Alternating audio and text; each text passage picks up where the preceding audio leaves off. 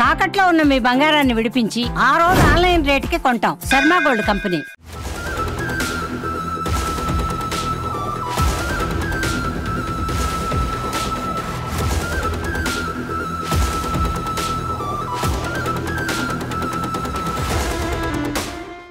ప్రస్తుతం నేను 9వ number spot. మీరు ఇక్కడ చూస్తే ఈ విజువల్ చూస్తే షాక్ అవుతారు. ఎందుకంటే రోడ్డుకి కేవలం మనిషికి కనిపించేటువంటి దూరంలో కేవలం ఒక 10 అడుగుల దూరంలో ఉంది 9వ నంబర్ స్పాట్. మీరు ఇటువైపు నుంచి వస్తే చూస్తే చాలా స్పష్టంగా కనిపిస్తుంది. 8వ నంబర్ స్పాటు బ్రిడ్జికి కొంచెం దిగువన నది ఒడ్డున ఉంది. ఇది 9వ నంబర్ స్పాట్. అంటే 9వ నంబర్ స్పాటు కనీసం రోడ్డుకి 10 అడుగుల దూరంలో కూడా లేదు.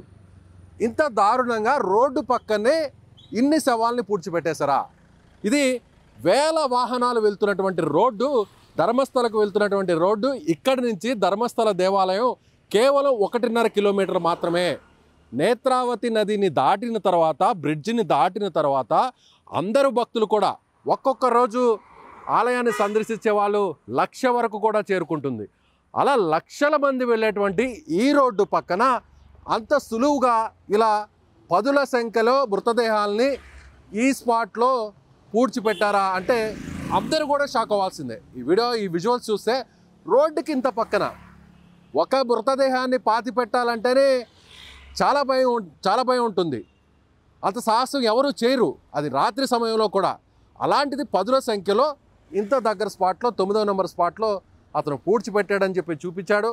సో దాన్ని లొకేట్ చేస్తున్నారు, దాన్ని పోలీసులు ఐడెంటిఫై చేసి మార్కింగ్ చేశారు. అక్కడ 9th నెంబరు స్టోన్ అక్కడ ఏర్పాటు చేశారు. ఇక 10వ నెంబరు లొకేషన్ స్పాట్ ఎక్కడుందో చూపిస్తాను, రండి.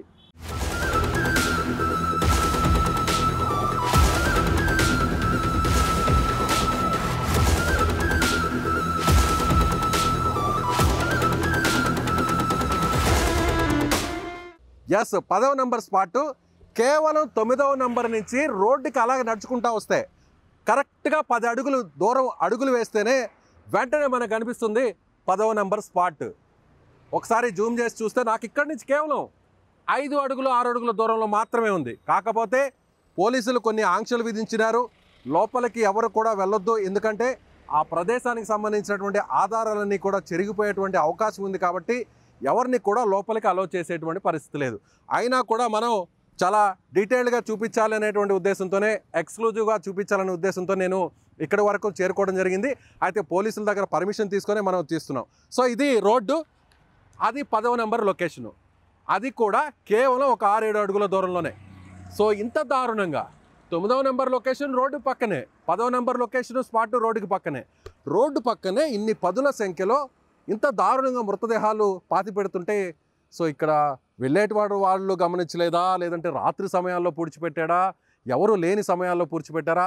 సో ఇంకొక విషయం కూడా, లోపలకు వెళితే ఒక అడుగు దాటి 2 అడుగులు లోపల దాటితే అక్కడ ఎవరున్నారో కూడా కనిపించదు, అక్కడ ఎవరు ఏం చేస్తున్నారో కూడా కనిపించదు.